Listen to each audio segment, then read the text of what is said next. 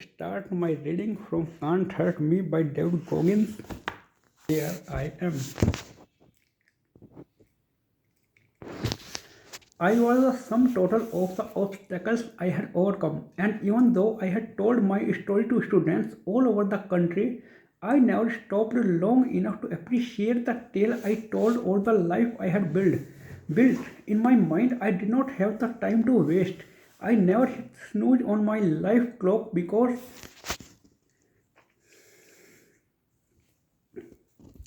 there was always something else to do. If I worked a 20-hour day, I would work out for an hour and sleep for three, but I made sure to get that motherfucker in.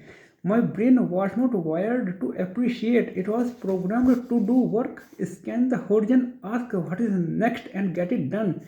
That's why I piled up so many rare feats. I was always on the hunt for the next big thing, but as I lay there in bed, my body taut with tension and throbbing with pain, I had a clear idea what was next for me. The symmetry. After years of abuse, I had finally steadied my physical body beyond repair. I was dying for weeks and months. I searched for a cure to my medical mystery, but in that moment of catharsis, I didn't feel sad and I didn't feel cheated. I was only 38 years old, but I had lived 10 lives and experienced a hell of a lot more than most 80-year-olds. I was not feeling sorry for myself. It made sense that at some point the toll would come due.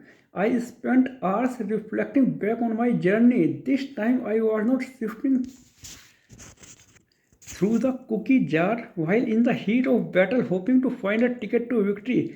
I was not leveraging my life assets towards some new end. No, I was done fighting and all I felt was gratitude. I was not meant to be this person. I had to fight myself at every turn and my destroyed body was my biggest trophy. In that moment, I knew it didn't matter if I ever run again, if I could not operate anymore, or if I lived or died. And when that acceptance came, deep appreciation. My eyes welled with tears, not because I was afraid, but because at my lowest point I found clarity. The kid I always judged so harshly didn't lie and cheat to hurt anyone's feelings. He did it for acceptance. He broke the rules because he didn't have the tools to compete and was ashamed for being dumb. He did it because he needed friends. I was afraid to tell the teachers I couldn't read. I was terrified of the stigma associated with special education. And instead of coming down on that kind for one more second, instead of chastising my younger self, I understood him for the first time. It was a lonely journey from there to here. I missed out on so much. I didn't have a lot of fun. Happiness was not my cocktail of choice. My brain had me on constant blast. I lived in fear and doubt, terrified of being a nobody and contributing nothing. I had judged myself constantly and I had judged everyone else around me too. Rage is a powerful thing. For years I had raged at the world, channeled all my pain from my past, and used it as fuel to propel me into the motherfucking stratosphere. But I could not always control the blast radius. Sometimes my rage scored people who were not as strong I had become or didn't work as hard. And I didn't swallow my tongue or hide my judgment. I let them know, and that hurt some of the people around me. And it allowed people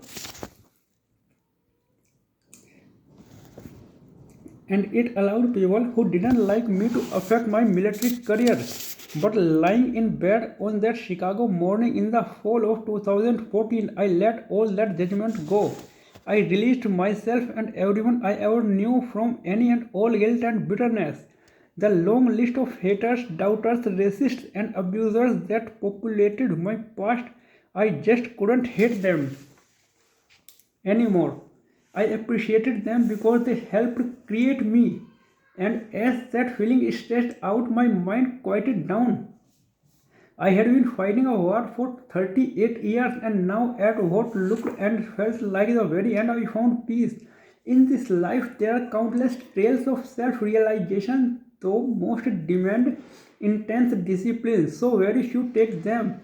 In southern Africa, the San people dance for 30 earth straight as a way to commune with the divine. In Tibet, pilgrims rise, kneel, then stretch out face down on the ground before rising again in a ritual of prostration for weeks and months as they cover thousands of miles before arriving at a sacred temple and falling into deep meditation.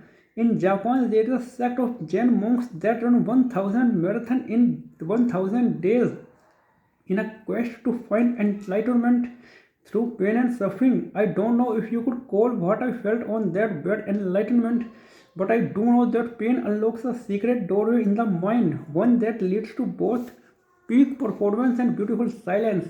Thank you. That's it for the day.